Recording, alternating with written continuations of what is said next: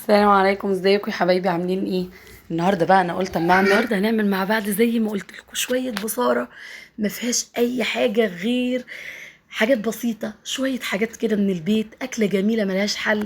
شويه حاجات في التلاجة، بتنجانتين على بطاطسيتين على شويه فول احنا عاملينهم. الفول ده انا اللي مدمساه على فكره بعمايل ايدي بالشكل اللي انتوا شايفينه ده. بتنجانتين كانوا في التلاجة، دي بطاطس قلنا نعملها كده مقليه ببيض او نهرسها، لسه هنشوف هنعملها ازاي. ده الفول بتاع البصاره، احنا عملناه من بالليل، نقعناه وبعد كده صفيته وغسلته كويس قوي. وطبعا لما بيتنقع من بالليل ده افضل كتير، ما بياخدش وقت في التسويه. الخضره بتاعتنا النهارده، والمفاجاه بقى ان البصاره مش هنعملها بالملوخيه الناشفه كالمعتاد، يعني كالعادي زي ما احنا واخدين طول عمرنا. لا، انا اول مره هجربها معاكم النهارده بالبقدونس والكزبره الخضراء. وعايزه اقول لكم النتيجه ممتازه، طعمها حلو جدا، ما تشبعوش منها ابدا. كانت بجد تحفه. جربوها وباذن الله هتعجبكم. اكله بسيطه ما فيهاش اي تكاليف ولا افتكاسات، بجد كانت خطيره. ده بتنجان كان معانا، معرفش القطايه دي جت منين بس ما علينا.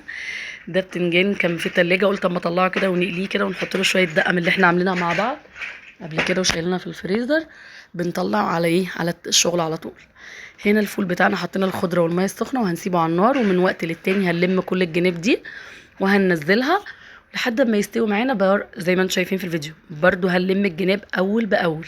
انا عايزه الفول البصاره دوت يبقى مهري، مهري خالص يا جماعه، خطير. ريحتها كانت قلب البيت، ولحدينا المرحله لسه ما انتهتش.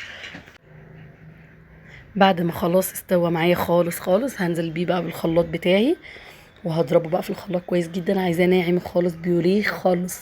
هنرجع بيه في نفس الحله اللي احنا اشتغلنا فيها بس كده. وطبعا هيغلي شويه وهنزل عليه بحبه من الكمون، نص معلقه كمون ومعلقه كزبره ناشفه.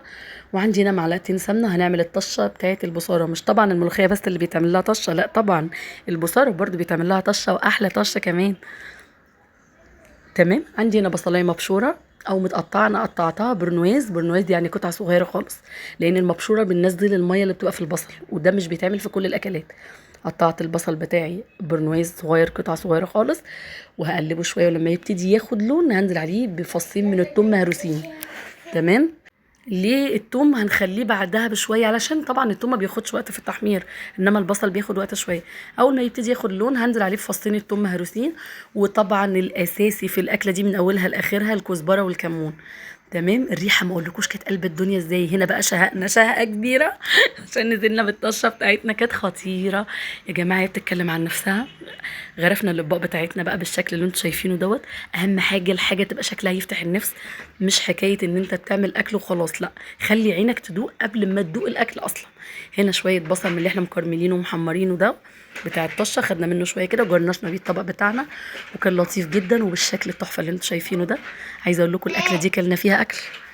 اعملوا الاكل بشكل يفتح النفس كده، وبطعم وبنفس حلو. وطبعا اول حاجه تسموا بالله وتصلوا على الرسول. عايزه اقول لكم كل حاجه خطيره بجد. الاكل يا جماعه كل ما يبقى بسيط كل ما بيبقى تحفه. دي البطاطس بتاعتنا، كنت ناويه اعملها بطاطس ببيض اللي هي حلقات. تمام. بس انا هنا لقيتها استوت زياده شويه، فانا هعمل لها طريقه تانية، اللي هو هقلي بيضتين كده في معلقتين زبده، وهنزل بيهم على البطاطس دي بعد ما نهرسها وهنقلبها. ملح وسن الكمون، خلصت. عايزه اقول لكم زودوا الزبده هنا شويه، لان البطاطس بتروح في حته رابعه، طعمها هيتجنن لوحدها. وطبعا اللي جاي دوت الفول الاسكندراني، ما اقولكوش بقى انا اللي مدبساه بايدي. تحفه تحفه، نظافه وطعم ملوش حل. هنزل لكم الفيديو بتاع الفول دوت من اوله لاخره، وازاي تعملي الفول ما يسودش معاكي ويبقى بالشكل والجمال ده. ده البتنجان بتاعي كان عندي في التلاجة، وكان عندي الدقة في الفريزر اللي احنا عاملينها ومنزلينها مع بعض. جبناها واشتغلنا وحطينا على طول، والاكل معايا كان بالشكل اللي هتشوفوه ده. عايزه اقول لكم كلنا يا جماعه اكل. اللهم بارك يا رب يا رب، يعني يجعلنا دايما راضيين. والاكل يا جماعه مش بسعر ولا باللحوم ولا بالكتير ولا بالقليل. الاكل والعيشه والنفس الراضيه بتبقى بالرضا. الرضا في كل شيء. الحمد لله يا رب يديمها نعمة علينا، وان شاء الله اكون خفيف على قلبكم. واشوفكم في فيديو جديد. باي باي.